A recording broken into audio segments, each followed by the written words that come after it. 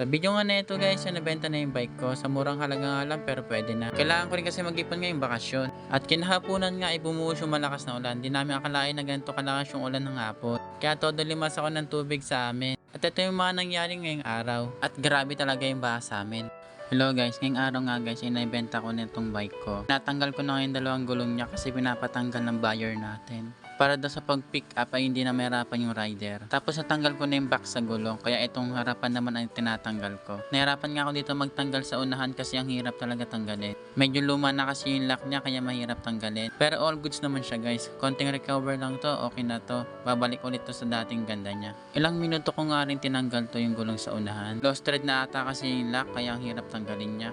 Yan, pinaikot-ikot ko nga siya. Tapos ayun, hirap na hirap pa rin ako tanggalin. Makalipas nga ilang minuto na tanggal ko na rin dalang gulong. At pagkatapos nga yan ay dumating na yung rider. Yung pipick up ng bike natin. Tapos kinakausap nga si kuya para ma-deliver na yung bike natin sa bayan. Walang preno to. Hello sir. Tapos yung kadena niya. Apa, sir. Kalaw na. Ano lang naman yan, sir? Lalagyan lang ng langis yan. Okay. Na-stock lang kasi. Stock raw to.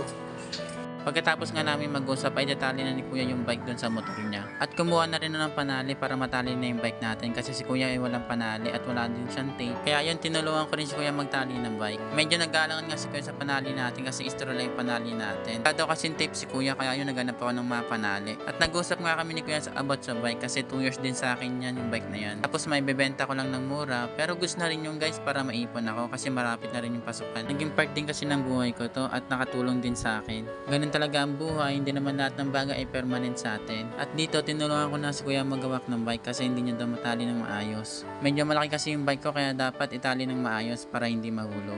Lalo na malayo pa nalakbay ni kuya bago makarating doon sa buyer. Tawagan kita pag nagka-problema lang. Sige po.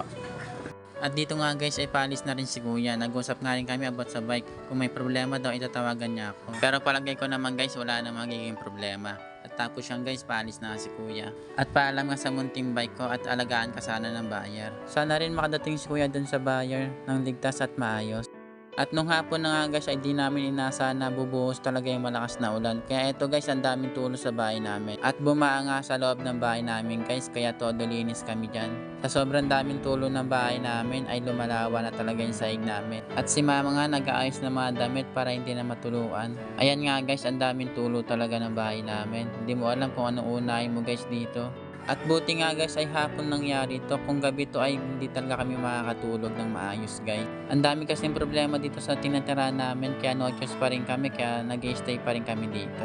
Mura lang naman kasi yung upa kaya nag-stay pa rin kami. At dito nga guys ay nililimas ko na yung tubig kasi sobrang baha talaga dito sa amin. Sa kinatatayuan ko nga guys ay diyan kami natutulog lalo na pa kaya pag gabi nangyari ito wala na kayong matutulugan. Kaya nililimas ko yung tubig guys para hindi gaanong baha dito sa amin. At sana nga soon ay makahanap kami ng maupahan na maganda naman. Yung komportable at maayos, yung walang tulo yung bahay para kapag tag-ulan ay nakakatulog kami ng maayos. Mahirap din kasi kapag ganito lagi, mahirap pa kami matulog sa araw-araw. At yan guys, kita nyo naman guys may mga batya na nakasalo dun sa may mga tulo para hindi na gaano bumaha dito sa amin. Yun lang nga guys yung mga nangyari ngayong araw. Sa mga solid supporters ko dyan, maraming salamat. Saka naman guys, react and share naman dito sa video na to. Maraming salamat po.